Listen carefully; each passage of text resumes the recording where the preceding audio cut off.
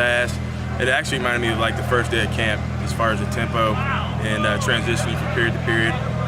Guys came into meetings upbeat. They came out to practice upbeat. We made plays, and we're just moving on to this week.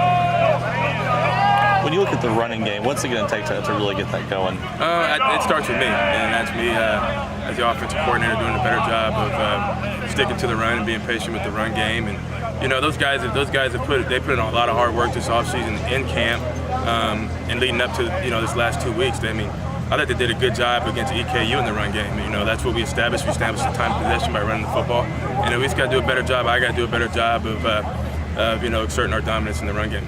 What are the challenges La Tech presents? La Tech, obviously, these guys are very familiar with La Tech.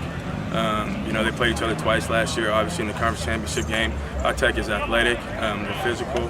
They're going to come after us in the run game. They're going to challenge us in the pass game.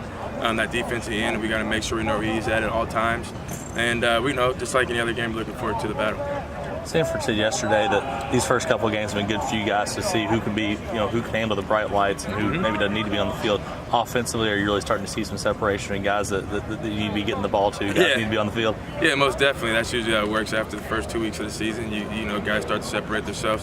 One thing in this game, it always sorts itself out. And the cream always rises to the top. And the guys that when they in a game like Illinois, like last week, the guys that are your players, they usually show up and the lights do come on.